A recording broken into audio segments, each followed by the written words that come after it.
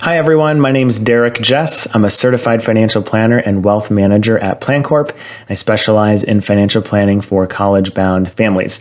I have a quick tip for you today on how to get the most out of your 529 account as you're trying to save for education for your child, your grandchild, maybe even for yourself. And that could be in the form of reduced costs and expenses, and additional features and benefits that you don't currently have access to.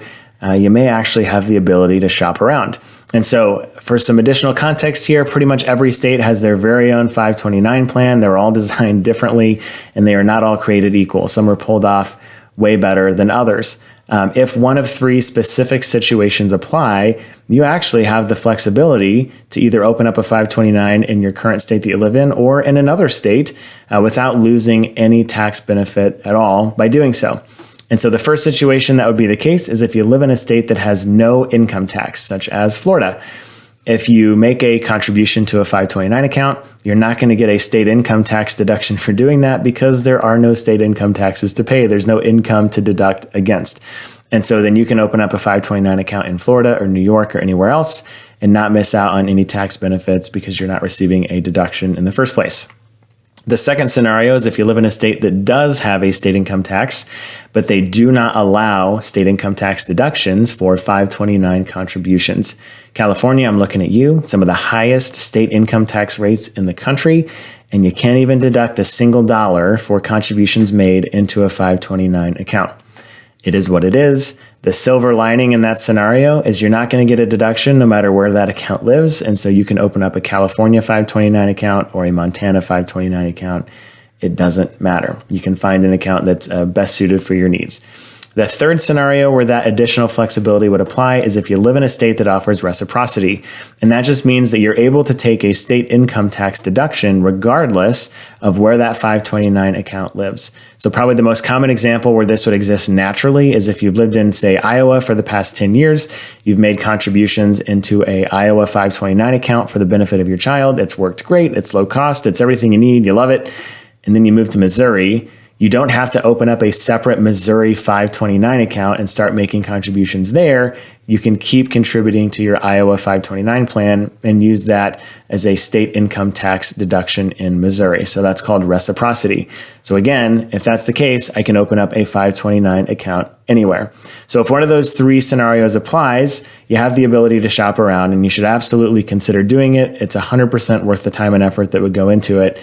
Whether, again, that's in cost savings or additional bells and whistles. So, for example, let's say that you're hyper-focused on getting the lowest cost investment options available. You're definitely going to want to gravitate towards a plan that offers index funds versus just actively managed funds or mutual funds that have commissions baked into them. Those are going to drive up the cost of investing in those. But even within that context, you could have a couple of states that offer index portfolios. One state might have an expense ratio on average of 0.25%, and then another one might have 0.1%, right, to invest in essentially the same fund. So in that case, you'd want to go for state number 2. It could be really important to you to have access to a great deal of investment options. You want to build and manage your own portfolio. You don't want to be stuck in a model allocation that someone else made. And maybe your state only has a couple of model portfolios or an age-based option. Then you might want to open up an account in another state that does have 10 or 15 different mutual funds that you can pick from and build your own portfolio from there. Maybe you care about usability or a great website or going through a plan that makes it easy for family members to make contributions to your child or grandchild's 529 account. For birthdays and holidays, right? Click this link or text this number or scan this QR code, and you can make a contribution into your son or daughter's 529 account as a family member in a very convenient way. That is certainly not available in every plan. I'd say most plans don't pull that off well. If that's important to you, then you'd want to go with a plan that executes on that well. So regardless of what your motivation is, if you fall into one of those three camps, please take the time to search around and find the best plan for your situation, especially in the area of cost. To reduce fees and expenses, either administrative costs or the cost of funds that you're investing in by 0.5%, 1%, sometimes 1.5%.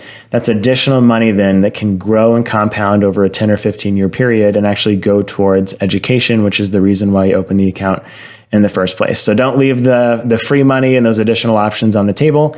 If you have questions on it, please reach out to your advisor and ask. We'd be happy to help point you in the right direction.